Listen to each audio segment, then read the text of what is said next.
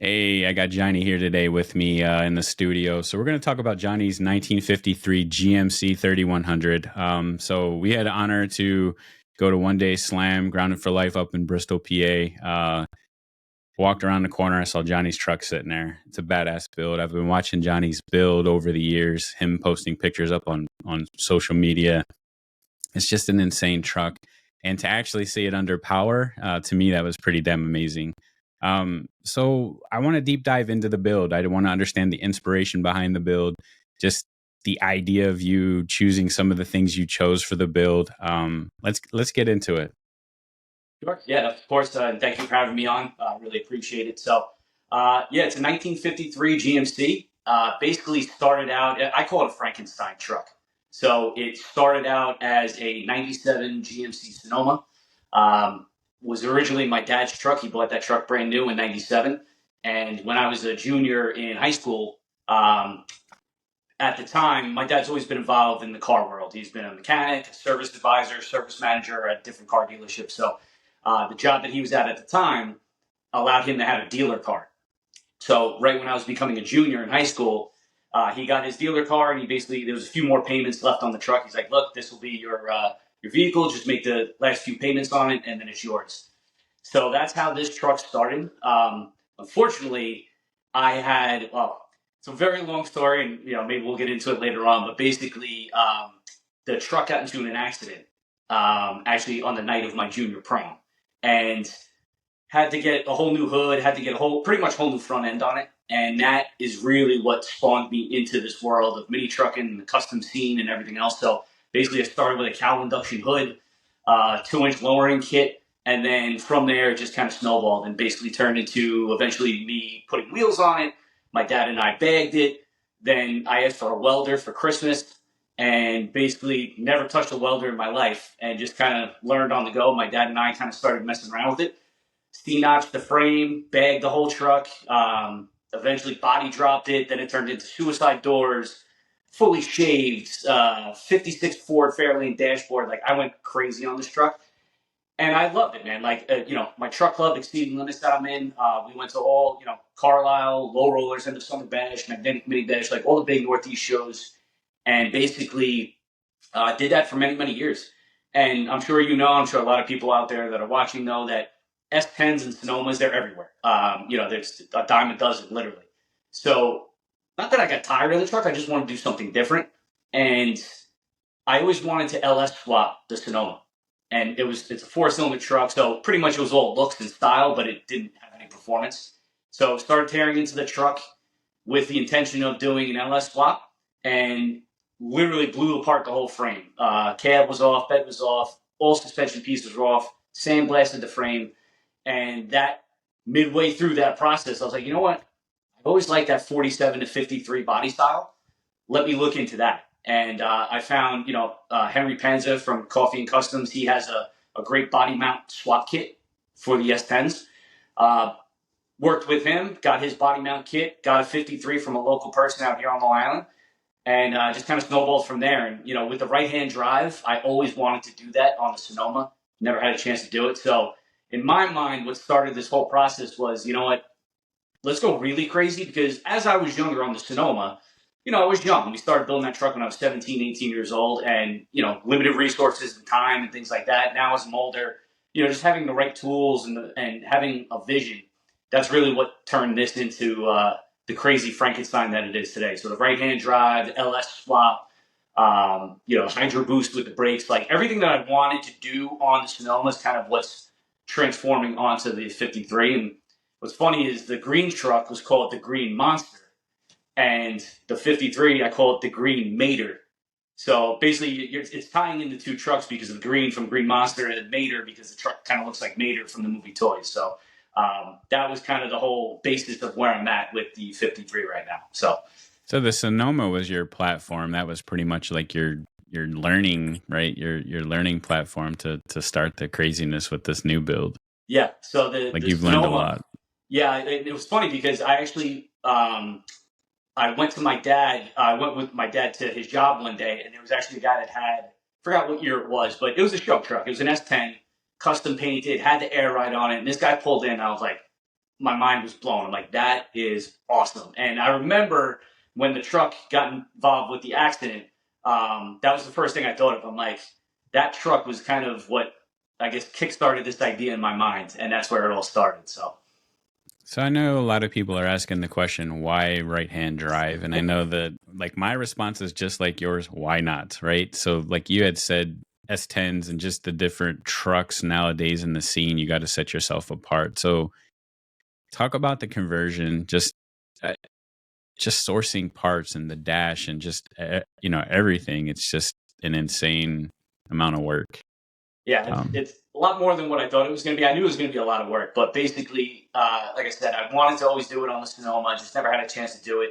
A couple guys that, and probably dating myself at this point for some of the younger viewers, but back when forums were a thing, I was always on S10 forum, and I would follow people's builds on there. There was a couple guys on there that were doing the right-hand drive conversions, and when I did the 56 Fairlane dash swap on the Sonoma, I basically took the factory dash out, and the Fairlane is all steel.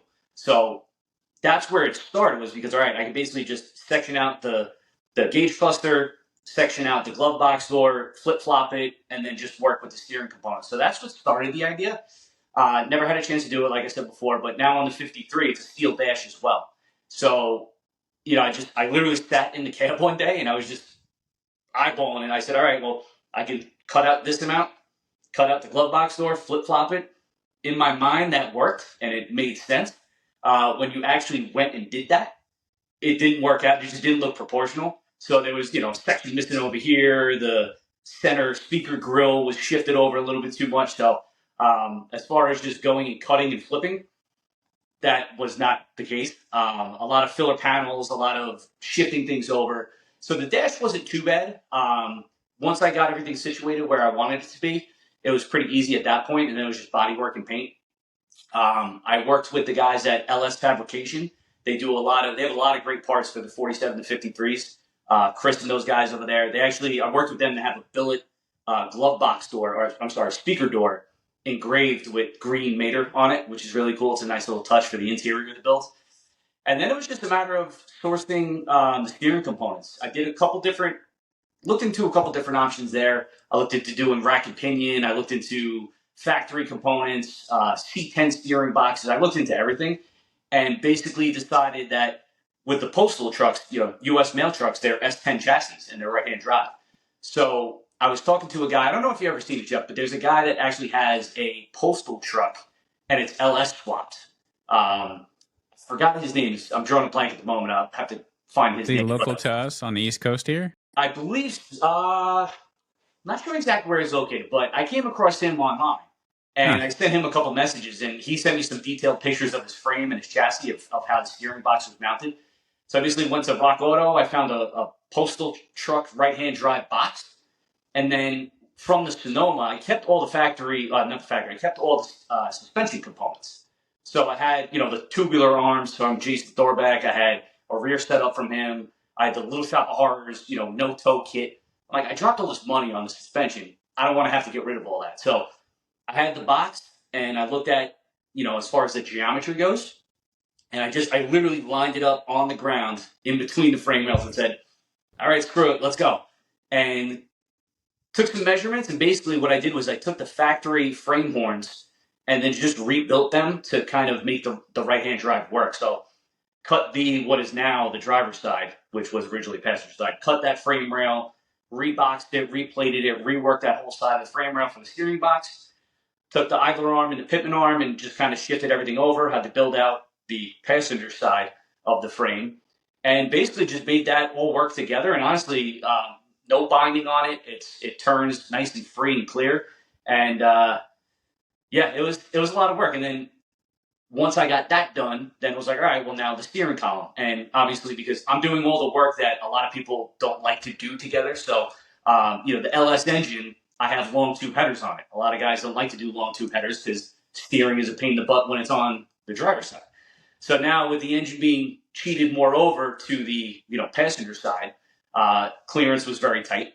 So I went through. I can't tell you how many orders I went through with Jegs and Summit as far as different knuckles and links to try to get the steering column to work, but finally made it work. But like I said, it drives smooth. I mean, I was driving around my neighborhood, and like I said, no binding, and it's definitely an attention getter right now. So it was a lot of work, but nothing's easy in this world that we call customizing. So Yeah, I was one day slam. It's kind of nice, like being a photographer, videographer. You kind of just get to sit back and listen to conversations and such. And I was shooting your truck, just getting detailed shots, getting some video clips, and a group walked up and they were admiring the right hand drive, and they were like, "Oh, this is Johnny's truck," and this isn't from Australia, you know, and because a lot of folks are importing parts and obviously, you know, from overseas and mounting them up, but it was kind of nice to listen to them, you know, because I know you take a lot of pride in this build, and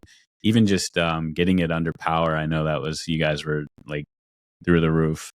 Um, Tell me about that. I guess getting it powered up and finally being able to even just drive it around the neighborhood. How did you feel about that? that was unbelievable. So, you know, big shout out to my dad. Pretty much everything I know as far as cars started from him. Back when I was a little kid, like I said, he was involved. You know, he was a mechanic and then became a service manager, a service advisor. But he would do side jobs when I was younger, so I would always go with him. You know, help him hold the flashlight, like do all the stuff us young kids do. But I picked it up, and it's funny because now, like even with my job, a lot of people are like, "Oh, how did you learn how to do this?" And I'm like, "Look, I'm great on the fabrication side of things. When it comes to like the mechanical stuff, like I know basic stuff, but like my dad is like a wizard, man. Like the engine could be making a weird noise or something's going on with it. He'll know exactly what the issue is, how to fix it, get it done. Meanwhile, I'm sitting there, I'm like, I never would have been able to figure that out. So, yeah, it was.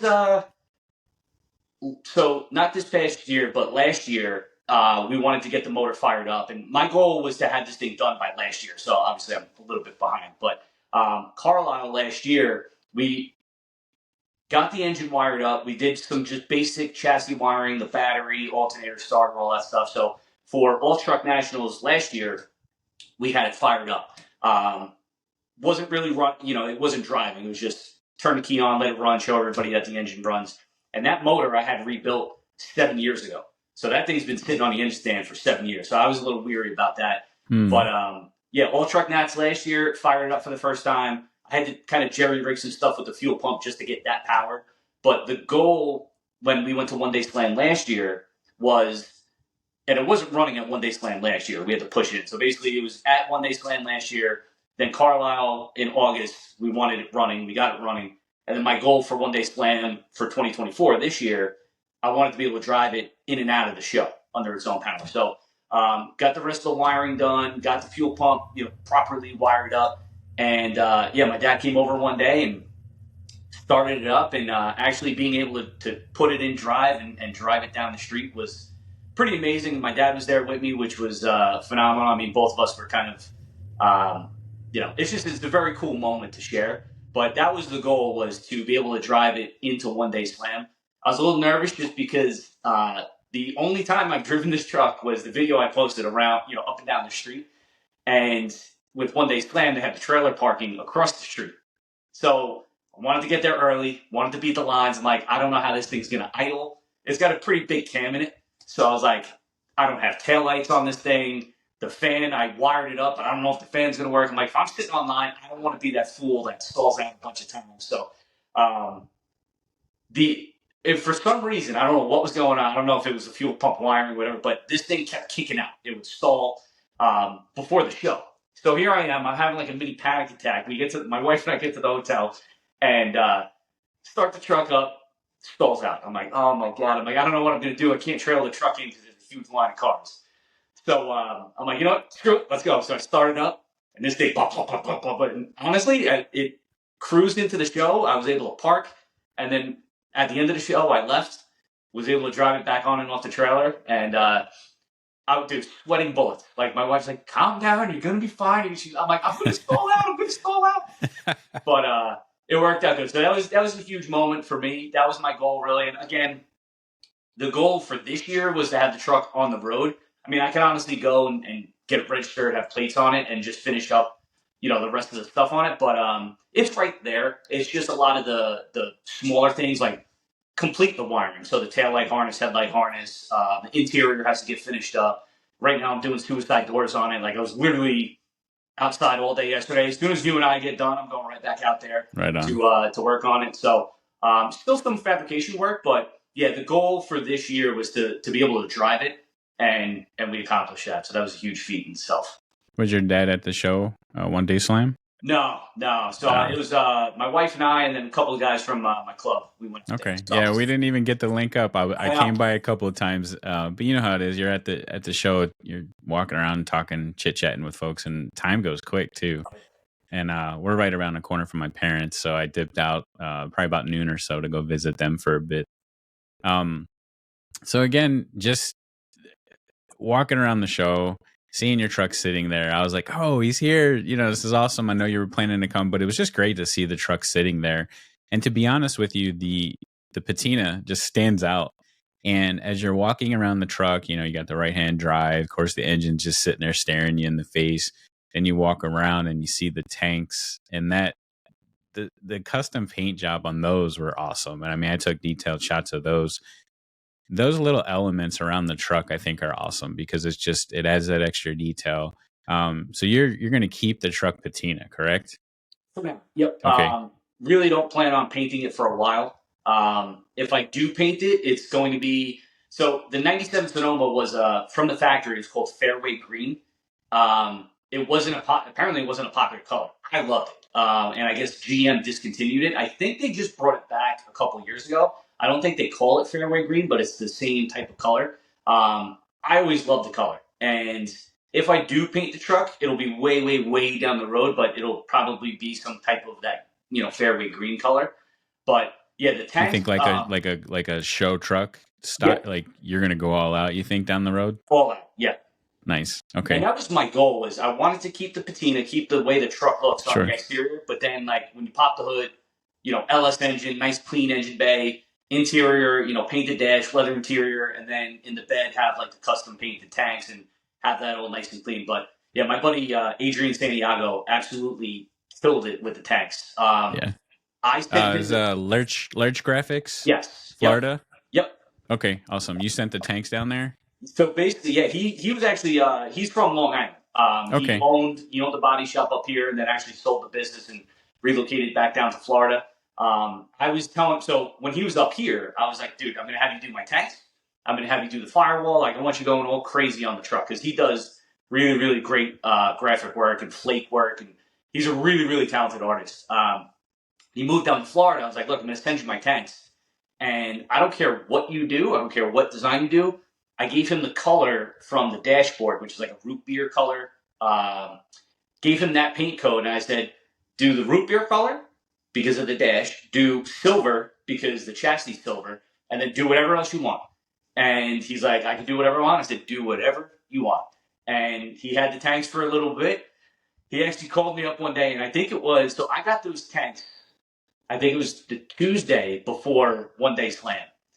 And yeah, I'm outside working on the truck, doing some last minute things. And, I had a little pancake compressor just to air the truck up. And he texted me, he's like, dude, I got to call you right now. Oh, okay. So he calls me up, he FaceTimes me. He's like, dude, I'm so sorry. I'm like, what happened? So I get one of the tanks fell and hit on the ground a little bit.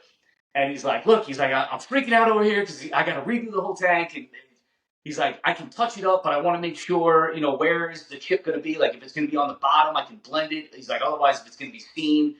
And he made both tanks symmetrical with the graphics work. And you saw it. Like, I forgot how many different flakes he said were in this thing and how many different colors. But when he was telling me the list, it's mind-boggling. But he was freaking out because he would have had to redo all that stuff. He didn't think he would be able to get it done. But luckily, it didn't damage the tank. It was like honestly, you can't even tell. It was a little tiny chip, and it was on the very bottom. So he blended it in. But, it was one of those things where even with that, man, you can't even tell that there was a slight imperfection in those things. And he went crazy on it. And I think he's actually coming back up here to Long Island in October. And I'm going to have him do some more paint work on the truck. I don't know what yet, but probably do some work on the firewall or under the hood. But, yeah, he's very, very talented, and he killed it. He absolutely killed it on those things. That's awesome. Yeah, even leaving the truck patina now, like that seems to be the thing. I love it personally. And again, if you have those custom tanks painted, do maybe some work on the dash, or like you said, the firewall, and then later on you can just completely a whole new build, a whole new phase of repainting the whole truck. So it's cool that you're phasing this build out, because as you know, in the scene, you got to kind of keep things fresh, right? And I think that's awesome. So we talked about, the Sonoma and your dad, and just pretty much how you got interested in the automotive scene. Let's talk about you talked about, I guess, your stepdad drag racing back in the day, and then you mentioned the Long Island needs and drag strip too. So let's dive into that a little bit, the background, the history on that. Yeah, so it's a pretty funny story, just because my dad's and my actual father's name is John. My stepdad's name is John as well. So when my mom got remarried, just the similarities and the two guys, that was funny in itself. But I gave him, I hazed him a little bit, and just doing the sonly thing. But he was very much involved in the drag racing scene. His brother, his nephew, pretty much, a lot of members of his family have always been involved in drag racing. Out here on Long Island, back in the day, there was 4 drag strips, and there's 0 right now. So the last drag strip that closed was in 2003. That was right when I was a senior in high school, and I didn't even get a chance to go out. It was called West Hampton Dragway. I didn't even get a chance to go out there. So, like I said, I was more into, I followed drag racing. I was into racing, but I was more into like the customizing scene and things like that. John was, like I said, very heavily involved with drag racing, and because there's no drag strips on Long Island, you'd always have to leave the island. You'd have to go to Atco, Englishtown, Island. Like, he always all over the Northeast just to go drag racing. And it's a lot of money. Just driving off of Long Island, tolls, bridges, the gas. Like I said, just going to One Day Slam, just the amount of tolls for traveling my truck was like $200, which is crazy. But so he was actually in, I think it was either Atco or Englishtown back in 2016. On his way back, he's sitting in bumper-to-bumper traffic on the George Washington Bridge. And he was just sitting there. He's like, look, Long Island needs a drag strip. And started a Facebook page just to start something. Didn't know where it was going to go. And there was groups prior to Long Island needs a drag strip that have tried to get a drag strip in a motorsports park out here. Haven't had much success. But it's tough, man, because you get a lot of the what we call the NIMBYs, which is, not in my backyard. You get a lot of that out here. So, Long Island, it's very dense. There's a lot of people, but the people that live in more rural neighborhoods, that's why they moved out there. And, obviously you need open land for a drag strip. So pretty much every drag strip that we had, like West Hampton is now a 55 and over community. And you can actually, when you do a satellite view of the property, like, you still see the sand trap way at the back of the property. Like, you can still see where the drag strip was. But, property values and just noise complaints, that's really what it turned into. So basically, this page started up, and it gained so much traction very, very, very quickly. So he asked me, he's like, look, I'm not good with Facebook. Can you help me out with the social media things? Just because he's like, I don't know what the hell I'm doing. So I got involved, and then basically, I forgot, in the first couple of months, this page grew to like thousands of people. So we're like, all right, we have something going here. Let's see where this goes. And we brought in a group of guys. We had our own committee of like 10 to 15 guys. We would hit all the local shows and local events. Basically, it was a plain white T-shirt. It said L.I. needs a drag strip on the front. And then we had guys that wanted to get involved and started sponsoring the shirts. So we would give out these shirts for free. Started collecting petitions, and it was basically, if you signed a petition, you got a bumper sticker and a T-shirt. And I can't tell you, Jeff, these things were everywhere. It was white shirts and bumper stickers all over the place. Nice. And it was just a group of guys. Like, look, we didn't have money. We didn't have funding. It was just a Facebook page. And like I said, it just continued to grow and grow and grow and grow and grow. And next thing I know, I'm going to town hall meetings. I'm talking to town supervisors and legislators. It was crazy what this thing turned into. And the goal was always to try to get what we call a motorsports park. Because, look, the reason why drag strips, and a lot of them are closing, is number one, property values, but it is a seasonal sport. So the property values out here on Long Island are ridiculous. Property taxes as well. So you need a motorsports park, something that's year-round. So that's why we started, marketing it as a motorsports park, where it's like, all right, drag strip, circle track, dirt track, ATV, conference center, if you do, meetings and things like that. The goal was always to have some type of event to do as like a sound test. And look, we had about 5 or 6 properties that were zoned the right way, that were close to the highways, and weren't really around any people.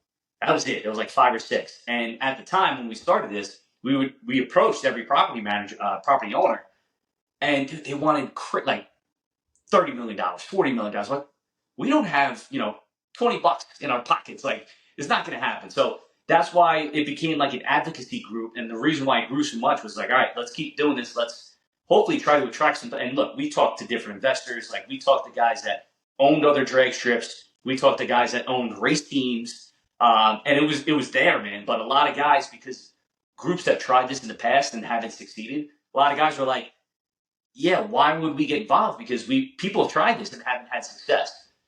Well, what we ended up lucking out was 2019 or 2020. The town of Riverhead supervisor was up for election, and we had Yvette Aguiar, who was running for the seat. Actually, we were at a car show. We had our booth set up. We were putting T-shirts out and stuff, and she came up to it. It's funny. She never lets me let this down. She came up to our tent, and we're in the middle of like setting things up. So like I'm running back and forth, and she's like, "Hey guys, my name is Yvette. I'm running for Riverhead supervisor." She's like, "You guys are trying to get a drag strip?" And I'm like, "Yeah, I'm like, yeah, whatever you got, like leave your card, whatever." And she's like, "I will get you guys a drag strip if I get into office." I'm like, "Look, I've heard that before, seen it before." I'm like, "Nobody's been." I'm like, "You say you can do it? Okay, yeah." Totally blew her off. She wins the seat. She gets elected. Next thing I know, we're sitting down in our office, and I think the year later we had our first set of events. So right now, it's a temporary track. So there's actually an old airstrip. It's an old Grumman facility out in Calverton, New York. 2 runways. There's a 7,000-foot runway and a 10,000-foot runway. That it's no longer active. Grumman left that property years ago, sold it to the town of Riverhead, and there's been all sorts of different proposals for that piece of land. It's actually rumored that Donald Trump offered to make that a NASCAR track and a drag strip, like a whole motorsports park back in the day. It didn't pan out. There was a proposal for a ski slope, an indoor ski mountain there. That didn't pan out. An equestrian center, like you name it, there was proposals for it. But Yvette had an open mind.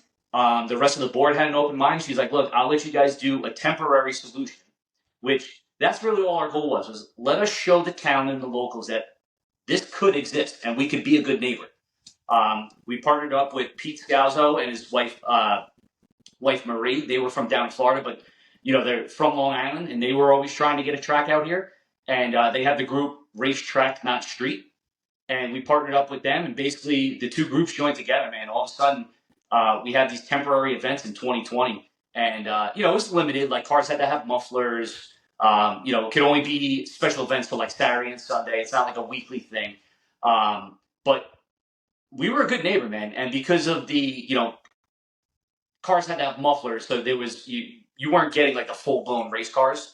But still, we wanted to show the locals, and we still got a lot of pushback. But that was the first one in 2020, and actually opening day for 2024 is August 17th. So we're going into year 4. We're hoping that and if we keep doing the temporary thing, it's great. We'll take it. It's the first time in 17 years, back in 2020, that we could say we brought drag racing back to Long Island. So if it keeps going as the temporary thing, the way it is, look, we'll take it. But the goal is to make this more permanent. And that piece of land was actually under contract to be sold to a developer. Last year, that contract got nulled. So now the town is back to owning the property. And we're pushing hard. Look, we've shown what we can do the last 3 years.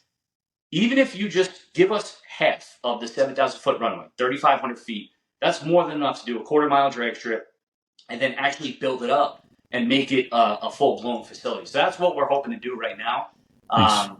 But yeah, it was a cool feat that, like I said, it was, when I say grassroots, it was me, my dad, stepdad, and my mom. And we would set up a table, go to local car shows, go to local events, hand out petitions for signatures. And then it blew off from there. And like I said, the Facebook page now has, almost 30-something thousand members. But we're drag racing on Long Island. So that was something cool to say that we helped bring that back. And I don't. You mentioned about being a good neighbor. I don't think people realize like setting up an event like this and bringing people in from the outside, like how much it does for the community. If I know now, it's like you said, it's pretty basic. You have your weekend events, and I'm sure there's a time limit. You can't run past a certain time, but Yep. having an event, having people coming in from the outside, spending money in the town, supporting the businesses, the local businesses and food and such. People always see the negative, the noise, this and that, and you're giving people a place to raise for one, and again, you're helping build the community. I feel like because you have all these people coming from the outside into your city that probably normally wouldn't. Yeah, no, So I think that's great. that was huge. Yeah, that was a big part of it, and part of what we were doing before we got the events approved. Like we did a fundraiser. We raised money to have an economic impact study put together, and I was talking to a guy that owned a track in Iowa, and it was very very similar situation. They had tracks, and they all closed. There was an old airport that they were trying to convert over to a drag strip. So this guy's like, look, you got to get an economic impact study done because that's actually like numbers on paper that you can show people. So we raised a bunch of money. We partnered up with United States Motorsports Association, and I think it took like 6 to 8 months. They brought their own crew out here, did their own studies, and yeah, as far as like the economic impact value was just through the roof. So even now, the local restaurants, there's a deli right up the road from the track that on a Saturday and Sunday morning, like it's you. I drove past every morning last year, and the amount of trailers and cars that were in this parking lot was unbelievable. The local hotels that were all sold out. We actually have a lot of partnerships with sponsors at the track now. So, a bunch of car dealerships, automotive shops. I mean, just there's so many guys and businesses that are partnering up now that, yeah, like you said, the economic impact value has been phenomenal and providing, a safe place where that was why Pete called it racetrack, not street. You wanted to get people off the street. Look, you're not always going to get rid of that. We know that. We're not stupid. Everybody knows there's still going to be some street racing going on. But if you could at least provide a facility where people can go and enjoy their hobby, that's what it's all about. And like last year, I actually was working the tree. I was the starter for a lot of events. The amount of first timers that had never drag raced, couples, husband versus wives. We actually had grandmothers and grandfathers going up, and Pete leaves it open to everybody. So it's run what you brung. So I mean, minivans going down like bone stock vehicles, and it's like, you know what? Yeah, the race cars are cool, but to give somebody an opportunity that has maybe watched it or wanted to at least try it out, that's really what was rewarding. And like the amount of people that would come up to the staging beams and, look, it's your first time. We tell people in the driver's meeting, like, look, if you've never been here, like, just let us know. We'll walk you through the whole process. And, it's cool because you see people line up and you're like, all right, inch forward, inch forward, inch forward. And like you point to the tree and you're like, all right, first bulb, we got to light it, move up, move up. But it was cool because, like I said, we've gotten a little bit of everything. We're starting to do like shootouts, like big tire shootout, small tire shootout, king of the track, queen of the track. We do a beat the heat event where we actually have Sergeant Iea from Florida. He actually comes up. He's got a he's got a third gen Camaro, full blown race car, but he comes up and it's dial in so people can race against him. And if you win, you get a shirt that says "I beat the heat," which is cool. But he's going down the track with the sirens going, the lights flashing. So we're incorporating a lot of different events. We actually have a junior dragster event, Nice. and Yes. we have about like 10 to 15 kids. Like these kids are 6, 7, 8 years old with junior dragsters, and the crowd goes nuts. Everybody loves it. But to see these young kids at such an early age being involved in sport, like, and what's cool is these are like generational families. So, you got a lot of these guys where, their dad raced, their father raced, and they're all there with these kids now. And like the older guys had West Hampton, they had the tracks out here where they were able to go. Having these young kids being able to do this at home, you leave the house in the morning, you're back home by dinner time, you're watching TV at night at home instead of sitting in traffic. So that's what's been really cool. Yeah, and just having the younger crowd, or like you had mentioned, the people that are not even familiar with drag racing in general and coming out for the first time. Like I think it's cool because we always say like the trades are kind of dying. The mechanics and the the tech schools and such. So it's nice to have the younger generation come out, be able to see what's going on, and this is an inspiration for them, right? I mean, they see what's happening. They see, families, like you said, coming out, working in the pits, dialing the car in or just hanging out. And that's an inspiration for them in the future, and may send them to tech school or, give them that boost or, the motivation to want to do something with cars or trucks in general. I think that's awesome. Yeah, we've seen it out here too, as far as the trades. There's very few, even like in the high schools, there's very few automotive programs. So out here on Long Island, we have Long Beach High School and then Oceanside High School. And what's actually cool is they both have a program where they build a car or a truck or whatever it is, and then they actually have a car show where they debut it. So what I think we're planning on doing this year is we're going to have Oceanside's car versus Long Beach's car going down the track for brake right. And like, honestly, like these kids, they were posting videos up on, TikTok and YouTube and Facebook and, kind of talking smack against each other. And it's really cool to see that too, because, we have Suffolk Community College, which is a local college here. They have an automotive program, but we're hoping that if this continues to grow, that yes, the trades do come back. Maybe a kid that was never involved with, maybe he wants to be a painter like Adrian. Maybe he wants to be a welder. Maybe just that's what we're hoping to attract as well with the Motorsports Park is if you could have a facility. Now, look, this piece of property is 1,600 acres. Like it is massive. And when they were talking about wanting to make it like an industrial park, we're like, well, make it like an automotive industrial park. So now like you have the track, but guys that have shops, they could relocate out there. Like perfect example, American Racing Headers, Nick Filipides, he was actually one of our committee members. He had his shop was out here on Long Island in Deer Park. Just the cost got way too much, for his business. He just relocated down to North Carolina. And he even said, he's like, look, if we had a track out here and I could relocate out to the track, he's like, it'd be a no-brainer. But that's the mentality with a lot of these guys. And unfortunately, out here on the island, we've had a lot of shops and custom shops that have closed down just because, there is no facility.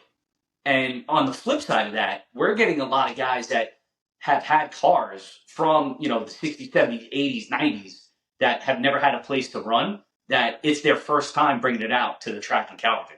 So that's been really cool too. It's like you see it's like a time warp, man. Like these guys, like old school cars, and just being able to talk to these drivers, they're like, look, this is the first time that I've had this car out since the 80s and 90s. And that's really cool too, is because they've never had a place to go. I think it's amazing just starting out from a t-shirt in a group on Facebook, and what people need to understand and realize is like you're saying, right? You hit the nail on the head, is looking at the big picture and just the opportunity you guys are providing, not only just setting up these events and having people come in and help boost the economy, but we're talking about the trades, we're talking about the younger generation, talking about businesses, custom shops, just the big picture of having this motorsports park and what it's going to do for that area. It's huge. And I think it's awesome that I'm sitting here talking to you, and you're, you and your family have a big part of that, and just looking what you've grown over the years, right? That it's only been a few years, right? 4 years or so, right? So the group, we actually started the group in 2016. Oh, okay. But the racing events with Racetrack Not Street, that started in 2020. Got it. Okay. But yeah, I mean, like the Racetrack Not Street group has been absolutely phenomenal. Like I kind of took the last couple of years, I kind of took a back seat just because not that I got burned out. I guess you could say I got burned out, but it was a lot of work, man. Like I said, I was going to town hall meetings, town board meetings, and apparently I got voted to be like the voice of the group. So, here I am standing up in front of, 300-400 people at a legislator meeting talking about a drag strip. And that all started from a Facebook group that you were asked to run, and now you're standing up in front of politicians in the community. Yeah. Everybody says I should run for office. Like, oh, Johnny, you should get into politics. I'm like, I can't do politics, man. But honestly, it's the amount of people that have gotten involved over the years and that have helped out. Like, we do a weekly car show on Tuesday nights at a local church out here on Long Island. I mean, on a busy night, you're talking like 800-900 cars in a church parking lot. And the amount, like the volunteers that we have, like, look, it's just like everyday people like you and I, like everybody's got jobs. at the end of the day, they're helping out. They're standing in a blazing hot parking lot directing cars. Like, nobody's getting paid for this stuff. So our volunteers, I mean, we have about, 15, 20 volunteers that are there every week. Even at the track, like, that's what's been great about the track is it's pretty much, it's all volunteers as well. Like, nobody's ever ran a track before. But we actually had the NHRA Northeast director come out last year, and he actually said that for a group of people that have never ran a track, he's like, this is one of the smoothest running crews that I've ever seen. He's like, you guys, I can't believe you guys have never ran a track before. And granted, it's 4 years of doing this now, but look, you're talking about only Saturdays and Sundays, and a very limited time of like 3 months that we're doing this. So it's tough because you still run into your obstacles. But to hear that from somebody, it's an NHRA sanctioned track too, which is really cool because it actually comes up on NHRA's website as cool. Yeah, that's awesome. Even for it being a temporary solution. So that was the big thing that Pete wanted to have, is that NHRA sanctioned. It is 8th mile. A lot of guys give us crap because it's not quarter mile, but NHRA, you have to have the jersey barriers down the length of the track. And to find a quarter of a mile of the length of jersey barriers, it's super expensive. So 8th mile is cool. It's kind of where the sport is now anyway. But I think what's really cool is John Consoli, who's from Long Island. He's a world champion in drag racing. He's been very much involved in this process as well. He was actually able to find jersey barriers from the West Hampton Dragstrip that were sitting on a lot somewhere, and that's actually part of what's used at the track now. So a lot of cool like vintage pieces, vintage touches that are there, and it's cool what we're doing out there. It really is really cool. That's awesome. A lot of work. Yeah. You guys are making great progress over the years. Continue to build. It sounds like. Thank you for sharing that. That's an awesome story and awesome history. So I wish you guys the best of luck with that. Be sure to the church car show. Send me over the flyer for that or any information. The Facebook page for the drag strip. So any information, I'll make sure I add that into the description of the video and make sure I blast that out on our website as well to help with that. Awesome. Yeah, that's awesome. We talked about, you, the history of your dad and working in the garage. And I asked the question about your favorite car and truck builders. And I'm going to date ourselves. And I always kind of make fun of this because we talk about forums and such. Let's talk about your favorite builders and the inspiration they provided you over the years and why you chose them. So you mentioned Jason Thorbeck. We got Bob Grant and then Chip Foose is in there as well. So let's hear the inspiration for those folks. Yeah, I just think like Foose, back when overhauling came out, when we were younger, always loved what he did. Like, I actually have Foose nitrous wheels on the truck right now, so always loved what he could do. Just his skill set. Always been a big fan of him. Like Boyd Coddington as well. Like back when you had those like the American Hot Rod Day or whatever that show was on Discovery Channel. Yep. Like, I watched those shows every time they were on. So always was inspired by what those guys were doing and just kind of thinking outside the box and kind of taking something that you've never seen before and making it your own. And that's kind of like the mentality I have there. Then even like, going to like Jason Thorbeck, going back to the S10 forum days, like, his nickname was the S10 God, just because the amount of parts that he was, his control arms and the suspension setups and everything that I had on the truck originally on the Sonoma came from Jason. And, I keep in touch with him to this day. Actually, the billet manifold valve system that I have on the 53, I got from him. So he's been great, man. Like he actually sent me a little billet engraved C that he just had. He's like, you want this? He's like, it's C, that's your last name. I was like, yeah, just sent it to me. I was like, I'll take it, man. It's like a little marker holder, which is cool. But that's cool.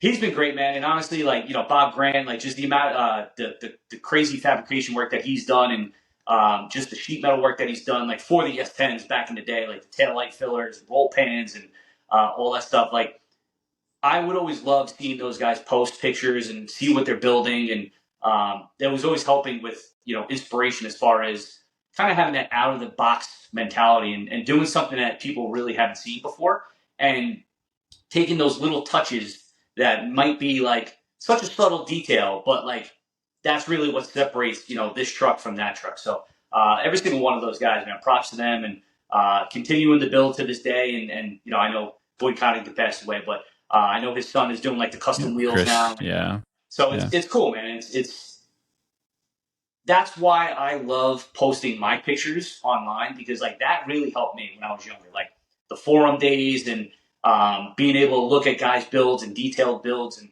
that's why I do it, is because there's probably somebody that's going to look at my build and be like, you know what, I never even thought this was possible. Or I didn't know what it was, but let me take a look at what Johnny's doing. And then being able to talk to people at shows, like, you know, younger, older, all different types of generations that come up, and you know, like the right-hand drive. I brought the truck to a show after One Day Slam at the church, and the second I parked the truck, I'm surrounded by like 6 or 7 older guys. They're probably like in their 70s, 80s.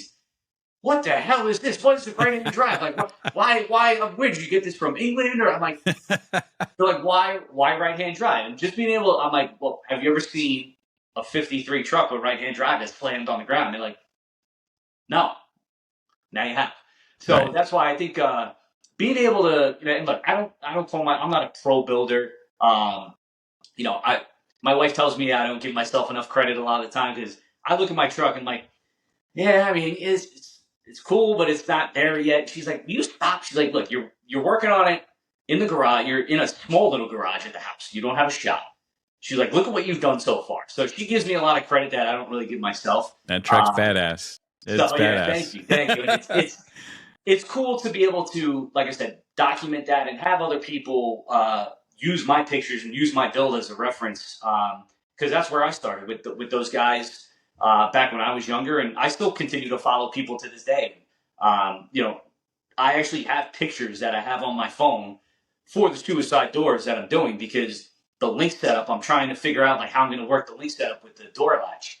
But I found a guy online, and he posted pictures, and I'm actually going to use his pictures for a reference when I go back out in the garage. So just guys helping each other out. And look, you know, the scene, I don't want to say it's dying, but like you said before, there's no trades anymore, or very limited trades. And it's tough to see, you know, a lot of younger kids, you know, there's gaming or they're YouTube, whatever the heck young kids are doing nowadays. But a lot of times you don't see them out building or in a garage. So being able to post that and talk to younger kids and just show the truck and tell them the backstory on it, hopefully it kind of inspires them to get out there and work on something.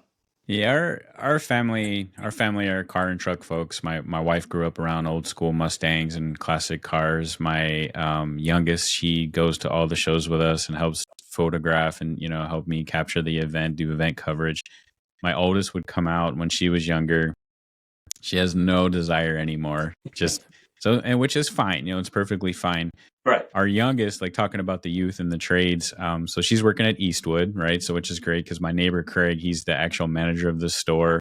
You know, and we're friends, so it all worked out. You know, the community, it's great having that community and knowing folks, right? So she's working there, and she loves it.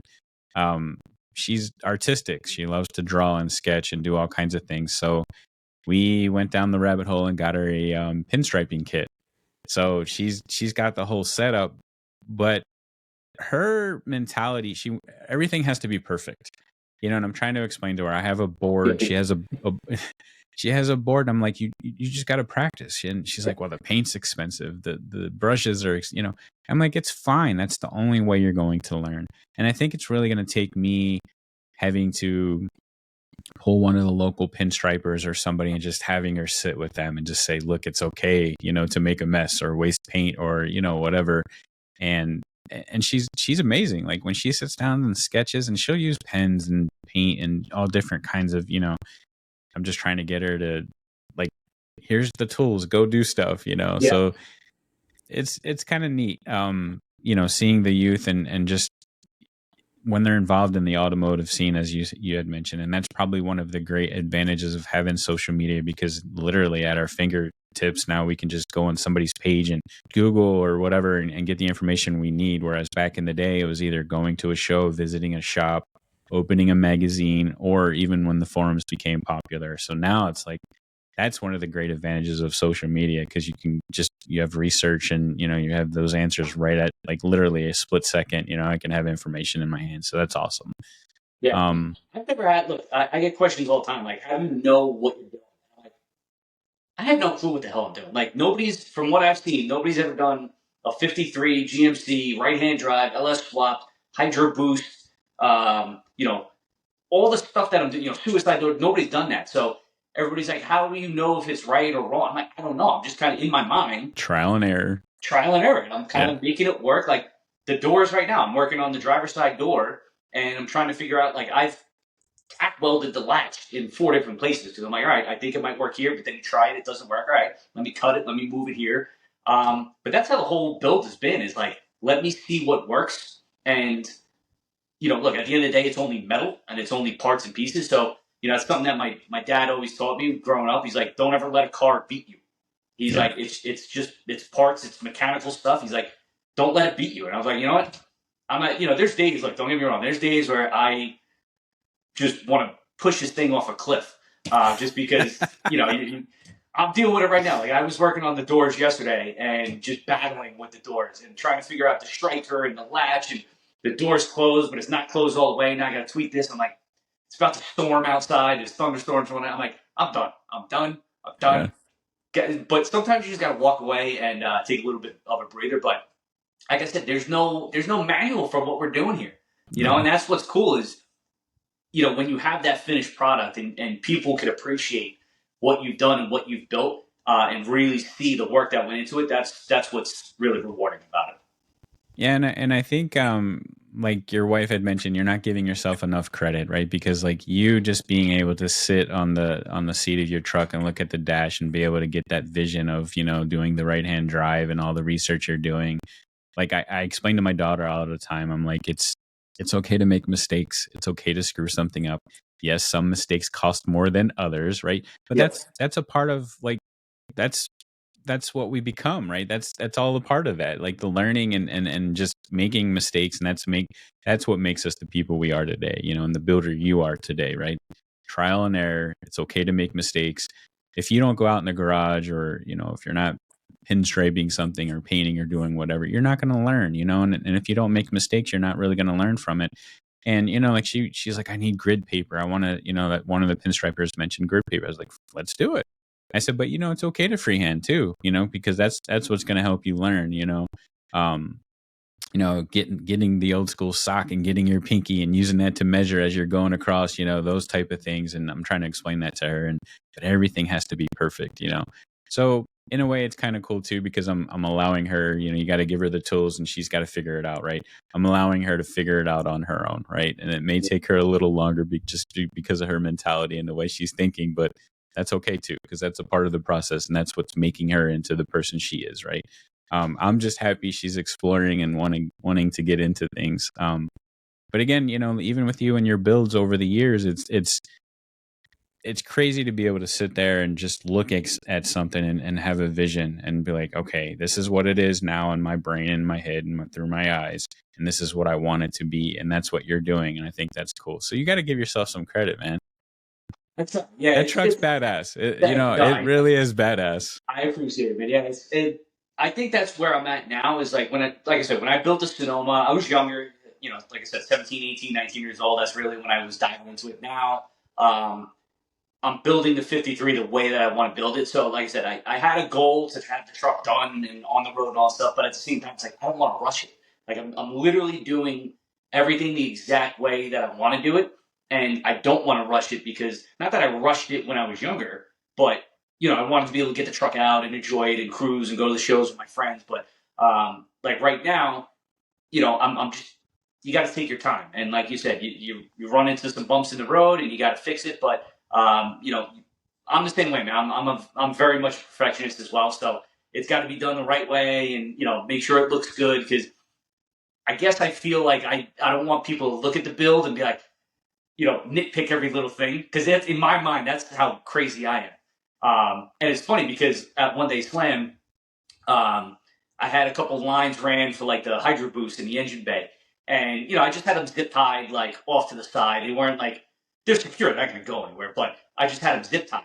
And my buddy Derek, he's looking under the hood. He's like, dude, he's like, you have every zip tie like perfectly spaced all the way down the line. He's like, did you mean to do that? I'm like, no. I'm like, I was just more worried about the lines being zip tied and not like clamped. He's like, get the hell out of here, man. He's like, he's like, look, he's like, the spacing on the zip tie. I'm like, so yeah, I guess I just do it without even realizing. But Not in even my thinking. mind, I'm like, people are going to complain that I have the zip ties there. And meanwhile, guys are looking at the zip ties, be like, oh, they're perfectly spaced. You know what I mean? So yeah, it's a blessing and a curse, I guess. Too funny. That kind of dives into the next question of lessons learned. I mean, we kind of touched on that a bit in the advice side of things. So, is there anything like you had specifically mentioned, like patience? You know, that's probably the number one thing. Lessons learned over the years. Is there anything else you wanted to kind of dive in on advice? So specifically thinking, as if like the younger generation is watching this video, like what would you want to tell them? What would you want to tell your 12 or 15-year-old self now sitting in the seat you're sitting in? So, get into the hobby if you can and have a goal. The amount of people that I've met from just the car scene with the drag strip, all that. Like I call these people like my second family. Like the truck club that I'm in, Exceeding Limits Truck Club. I've been in there for almost 20 years now. So it's just really cool to have that camaraderie and like the friendships that you build along the way. Like I said, a lot of times guys are coming over, helping me out. I'm going to their house, helping them out. So being able to have a hobby like that, and it doesn't have to be cars, just being able to focus your time on something and have it being productive. I think that's what's really cool. And yeah, like I talked about the patience, I think with anything, not just car related, That's any true. type of goal you have, if you set that in your mind and you want to get to that point, don't let anybody stop you. I mean, and I take what we've done with the drag strip as a perfect example. Like when we started doing this, that's what everybody said. Oh, you guys, it's never going to happen. I can't tell you the amount of times people to my face have said, "You're wasting your time. It's never going to happen. You're never going to get a drag strip back on Long Island." All right, well, 2020, I stood on the starting line and took a picture. I took a selfie of myself on the starting line with a caption that just said, "Hi to all the haters." So Right you're on. gonna have the haters there. You're gonna have the people that are always telling you, it's not good enough or you're not gonna get there. I would just say, tell them to go f off, Pound and sand. basically Yeah. like don't let anybody stop you from doing what you want to do. And I think that would be my message to the younger generation. And if you set your mind to it, no reason why you can't do it. If as long as you have the ability to do it, and if you don't have the ability, and try to learn some or get the right tools to make it happen. But don't let anybody ever stop you. That would be my advice. One of the other key things you had mentioned is just have a plan, right? And everything you've talked about today, you've literally laid out your plan for us and your phased approach, your build, drag strip, everything. So doing only one thing at a time, even from a build standpoint. Touch on that a bit. I guess like the right hand drive. I guess you would focus on that. The LS swap, the suspension, the air tanks. So you literally take those. Is it like a sequence, a list of stuff you like? You want to knock out, or how do you Um, approach that? so it would be a sequence. In what order I was doing that sequence, I couldn't tell you. Sure. But I would always try to just do one thing at a time. So like I And there's wanted some to. things there. I don't mean to cut you off, but there's some things you can do in parallel. Obviously, if you send a part off or whatever. Right. But yeah, I guess I just want to understand like your process. Yeah, so I would always try to at least get at least one or two mods done for that year. So like over the winter, I started working on the bed floor. So while that was happening, I sent Adrian the tanks and let him paint it and all that stuff. But I was in the process of getting the bed done. So getting all the one by one cut out, measured, building the subfloor, getting the hinges ready, then the subfloor on top of that. So that was the winter project, along with just trying to get like the other minor things to get the truck to be able to drive. So that was really the goal. And then on top of that, once I got that done, like, all right, bed floor's done, truck runs and drives. Like now I want to get the doors done. So now I'm working on the suicide doors. Once I get the doors done, then I want to just probably next would be finish up the wiring, headlight wiring, taillight harness, all that stuff.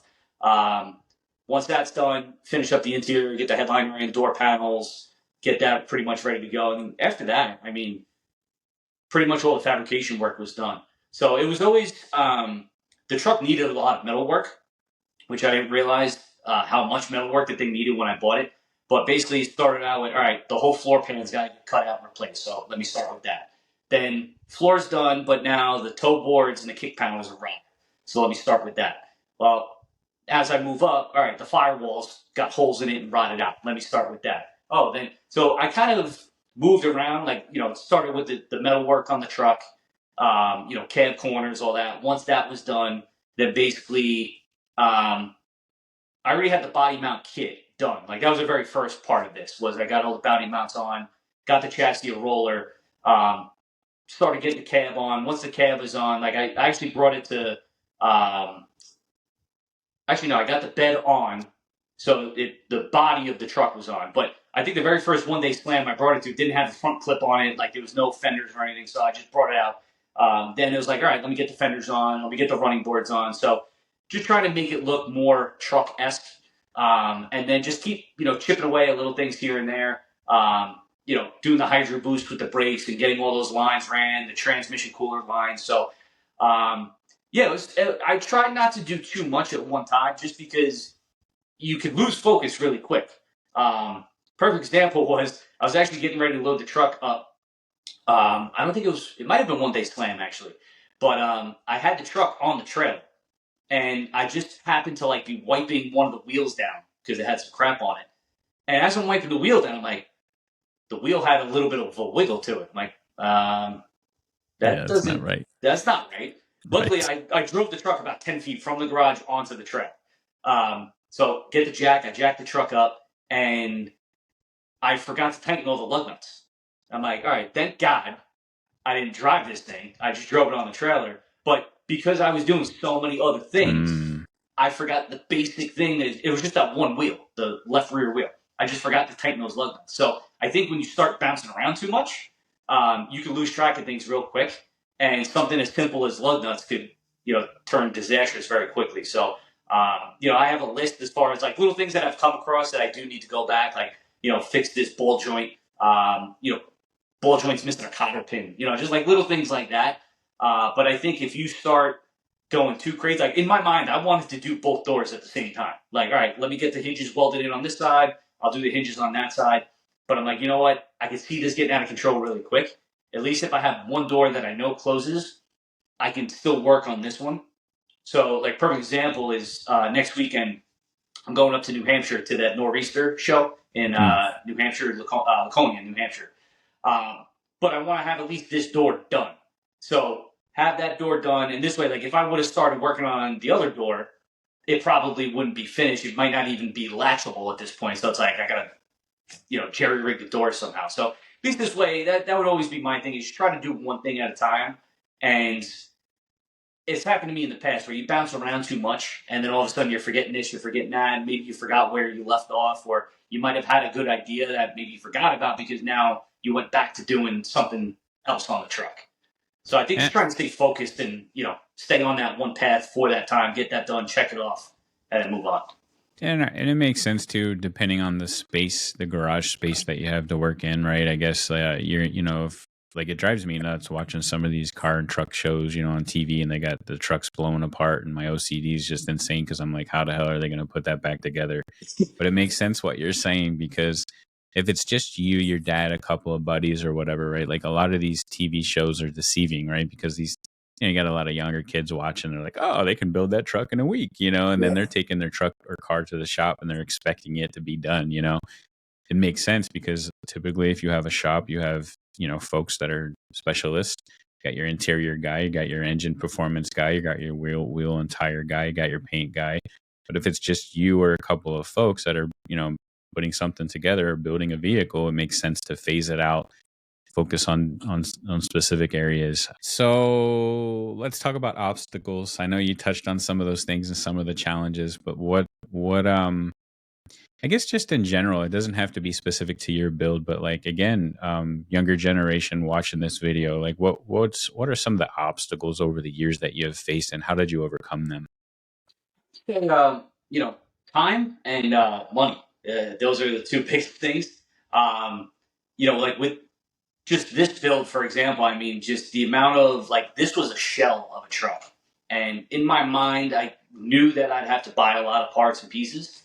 But like as you're diving into it, it's like, man, I need this, I need that. It's like all the little stuff that snowballs very quickly. So I did not anticipate having to literally almost everything on this truck, aside from like the cab itself, is new.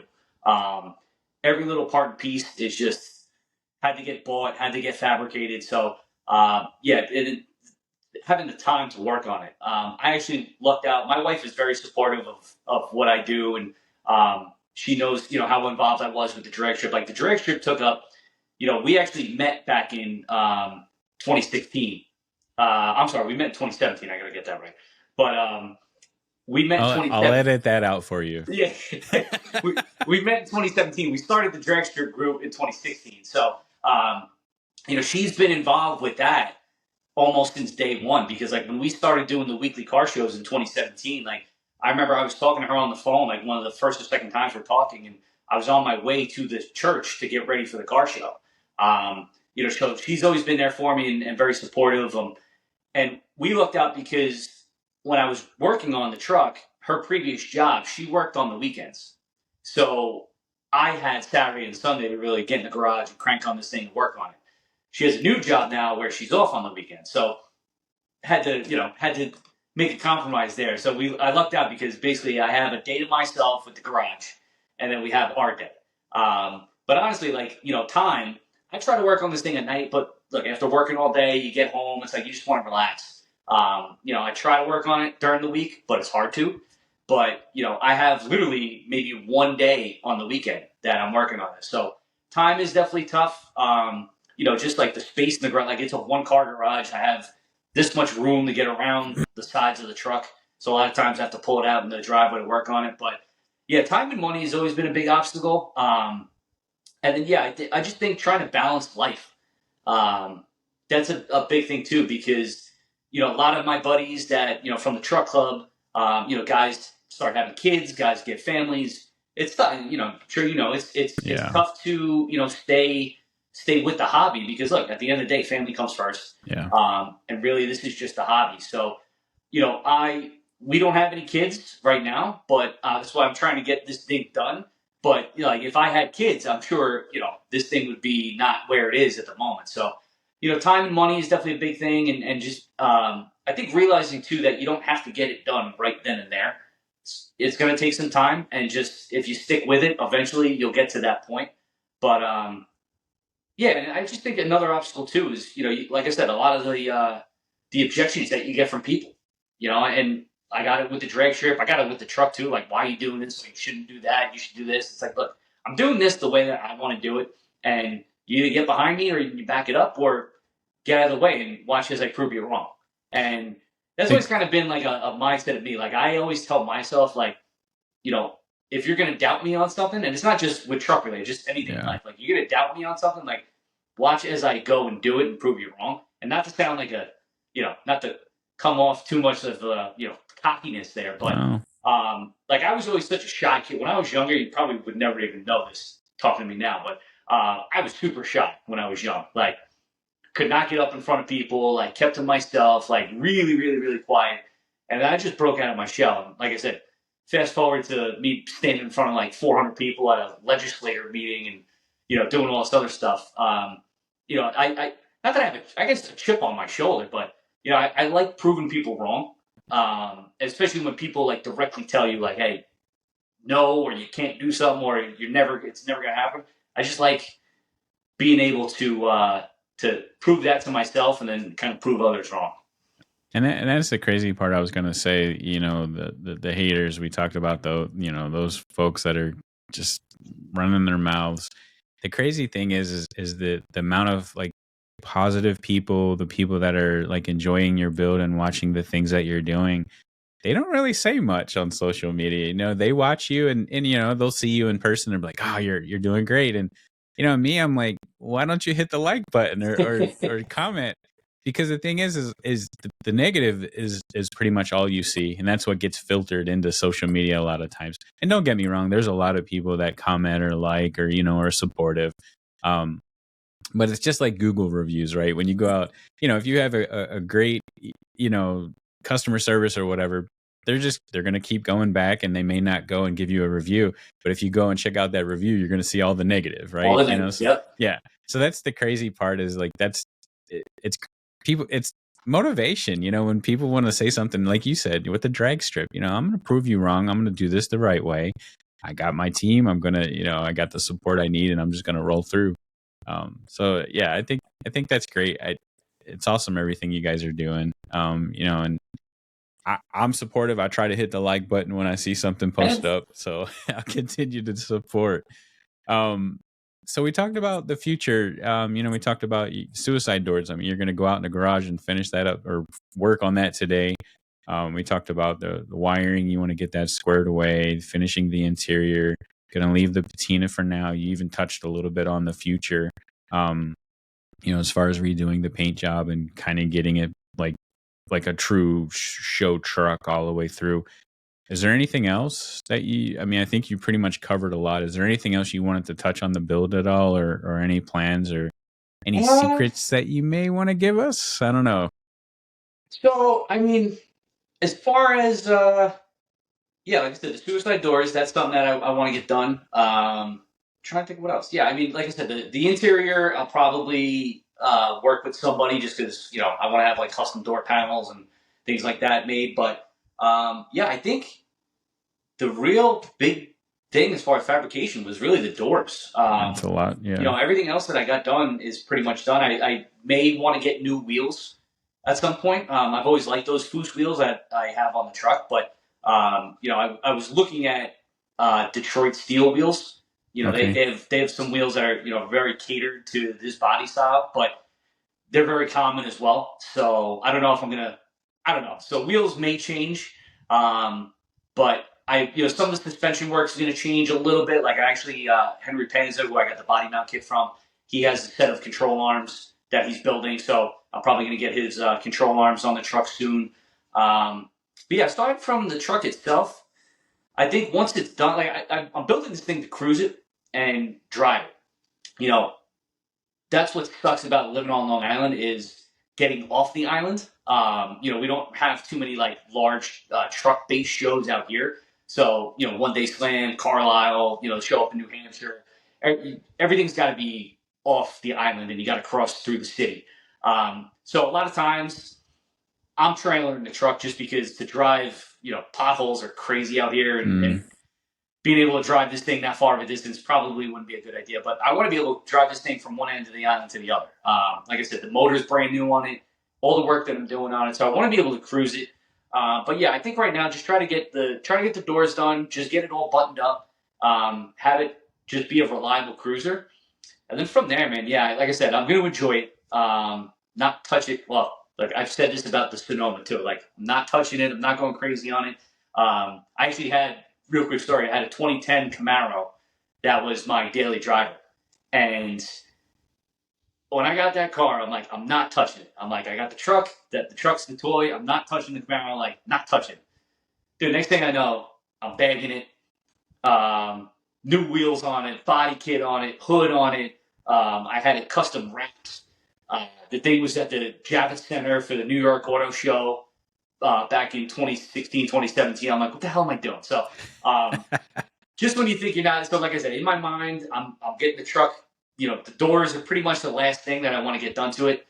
And then eventually, way down the road, maybe get it painted. But I think as far as like mods that I wanted to do to it, I think I'm pretty much there, unless something crazy happens over. You've covered everything. I mean, the truck inside and out. I mean, you've laid out your plan. So yeah, I didn't mean to put you on the spot. I mean, because you pretty much covered everything. I was just, and like, I think like you said earlier, just like, it's a phased, right? It's a phased approach. You have your punch list of everything you want to get done, and then who knows, you may sit back. You'll be in the driveway, kind of looking at the truck, and you might get an idea, that light bulb will pop on again or something. I might want to do this.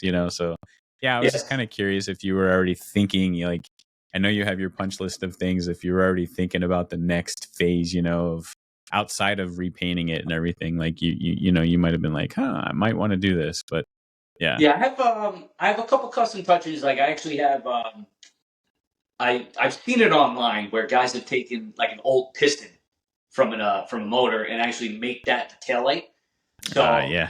I'm actually going to be. I actually have the set of pistons. I just have to get them mounted and have that all wired up. But that's going to be nice. So like I said, I just want all these like cool little subtle touches around the truck that as you walk around, like, all right, yeah, the patina and it being slammed on the ground is definitely going to be standing out. But I want you to be able to walk around and like Easter eggs, not just have one thing. Like, all right, yeah, yes, it's patina. You know, yes, it's slammed on the ground. Yes, it's got suicide doors. Oh man, it's right hand drive. Like under the hood, it's got an LS. You know, oh look at the bed. The bed floor goes up. Oh look at this. So all these little things I want to have factored in, and then little detail is I'm actually so Kindig has I don't know if you ever saw his handles. He's got like those flush mount handles. I wanted to run those handles, but they're like $800. So I actually found I think it's a 1970 Pontiac Grand Prix. Actually has that style handle, which I think Kindig modeled his off of. Wow. So it doesn't sit flush. It's mostly flush, but it's basically got the lever where you push it in, the lever comes out, and that's the door handle. So I actually have the handles, and I'm going to work those in. So basically, I'm going to take that handle and put it towards the front of the door now because of the suicide doors. So that's something that I'm gonna work into the truck as well. Yeah. So yeah, see, I'm glad you shared that. Yeah. Yeah. All these little things that you're going to walk around the truck. I just want people to be able to find them and be like, oh, look what he did there. Oh, look what he did there. Like, that's cool. That's cool. And yeah, like I said, that was always my goal with that truck is to keep the exterior looking the way it does. But then, like, everything else inside is all, you know, the custom and custom painted or whatever it is. So that's awesome. Cool. Thank you for sharing that. Yeah. So we're cutting into your suicide door time here. We're over an hour. The last thing I wanted to give you the opportunity to just shout outs. You know, I know a lot of people have been involved in your build and just supportive over the years for you. I know you mentioned your truck club, Exceeding Limits Truck Club, your wife, your dad, of course, your stepdad's been a part of that as well with the drag racing.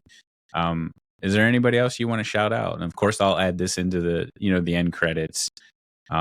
Make sure, we get the shout outs out there. Yeah, no, just like I said, my wife Heather, she's been supporting me since day one. My dad, John, wouldn't be where I am without him. He's taught me everything I know. My stepdad, John, my mother, Cathy, they've been supportive of me pretty much my whole life. Like I said, my mom and dad got me a welder for Christmas for just out of the blue because I asked for one. So they kind of created this monster that you see today. But the guys from Exceeding Limits, all the chapters. There actually a lot of them are at Carlisle this weekend, which I didn't get a chance. First time I'm missing Carlisle in like 15 years, which is crazy. But I'm trying to get the truck done. Everybody from Long Island needs a drag strip. The group of volunteers. I can't name them all because there's too many of them. But without their help, we wouldn't have been able to get to where we are with the drag racing. Pete Scalzo, Marie for Racetrack Not Street, huge help with all them and what they've done for the racing community out there. I'm just trying to think who else, man. Something Henry Panza from Coffee and Customs for the body mount kit. I mean, you sent him a message, like immediate response, and I sent him my fair share when I was building the truck. So he was great. Chris and the guys from LS Fabrication. So much of my sheet metal that I have on the 53s from them. I mean, the firewall, toe boards, kick panels. I mean, all the custom bead roll pieces are from them. The hinges in the bed from them. Jason and Suicide Doors. Or Thorbros.com, I should say now. He's been great. But yeah, man, so many people that have been involved in the build, family, friends along the way. If I'm leaving you out, I apologize. You know who you are. But it's been a fun run, man, and I've had a lot of fun. I've met a lot of great people with just in the car and truck scene, and then also with the racing scene as well. And it's been a great run, man, and I'm having a blast doing it. And I appreciate you. Obviously with the Club Choice Award at One Day Slam and for having me on here today. I really appreciate it. So yeah, no worries. That trophy behind you looks pretty nice sitting there. Yeah, all those One Day Slam. Yeah, wanted to make sure we got that up there for you. It looks badass. But no, it's been fun, man. Yeah, I'm sure I'm leaving people out, and I apologize if names that I'm leaving off. But if you've helped out along the way or you've had my back along the way, I really appreciate it. And we're gonna keep chugging along, man. Hopefully one day I'll be able to take everybody for a ride in this thing.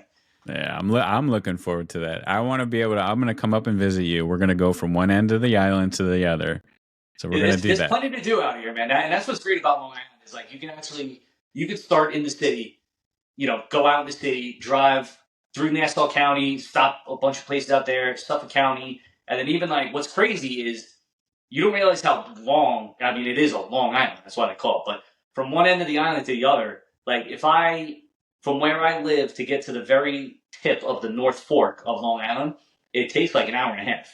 Oh wow! And I'm kind of like almost centrally located on the island, so it's almost like a 3.5 hour drive to go from one end to the other, which is pretty cool. But even when you start going on the North and South Fork, I mean, there's beaches, there's wineries, there's all sorts of stuff that you could do out here. So we'll definitely, I'll hold you to that, man. We'll definitely have to have a nice little day out here. Awesome. That sounds good. Yeah. When you're ready to cruise that truck, let me know. We'll be up there. Man. I want to make sure we get video of that. Definitely. That'd be cool. Hey, Johnny, I appreciate your time. Thank you so much for sitting down with us today. So again, we'll post this up on our YouTube channel. The audio version will be out on Apple Podcasts, iHeart, Amazon Music, and Spotify. So thank you so much. Of course, man. Thank you for having me. Really appreciate it. And I'll be seeing you out there. Thank you, brother. All right. Thank you.